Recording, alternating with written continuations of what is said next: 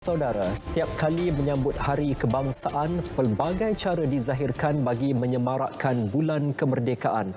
Tahun ini, kali kedua negara menyambut Hari Kebangsaan dalam norma baharu. Namun semangat patriotik tidak pernah luntur. Penerapan norma baharu mendorong ramai individu mempamerkan ekspresi patriotisme melalui pelbagai rekaan pelitup separuh muka berinspirasikan jalur gemilang sebagai elemen mengetengahkan jati diri. Wartawan Marlia Muhammad ada laporannya.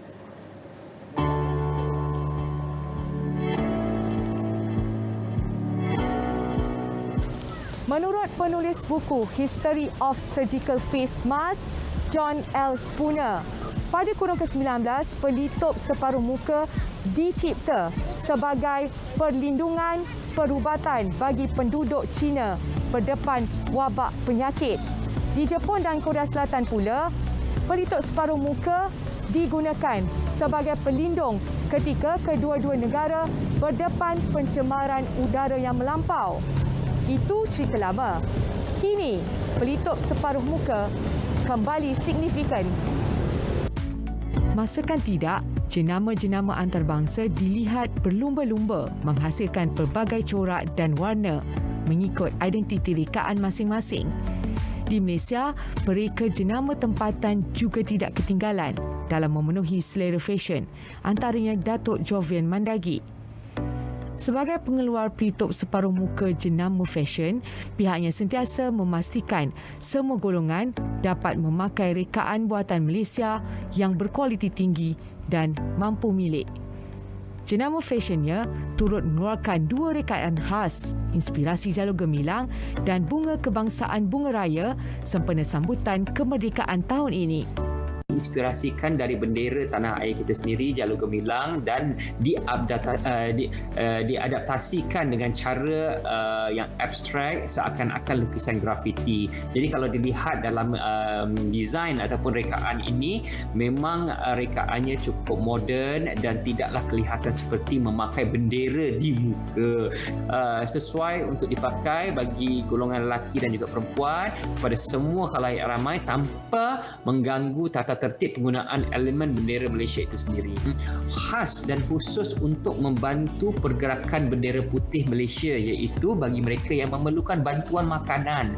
Jadi semua hasil jualan daripada pelitup muka bendera pelitup muka bunga raya ini disalurkan untuk diberikan kepada mereka yang memerlukan. Ya, alhamdulillah koleksi ini telah pun dapat mengumpul dana sekitar RM200,000 dan diberikan kepada 2,000 lebih isi rumah.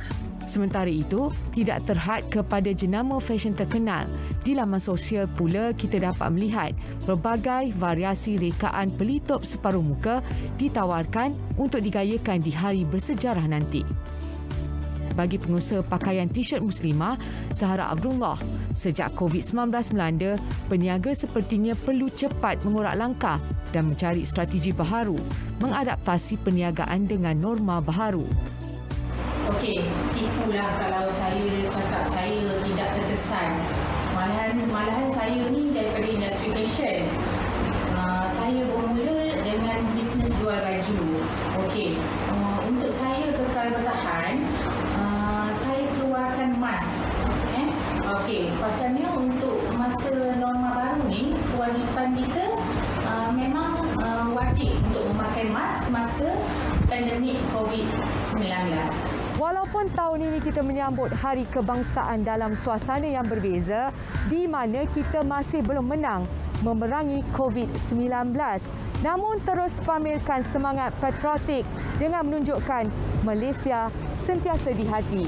Terus lindungi diri dengan pemakaian pelitup separuh muka sebagai satu kemestian, umpama menyarungkan jalur gemilang pada wajah warga yang merdeka. Kita prihatin, Malaysia prihatin. Marlia Muhammad, Berita RTM.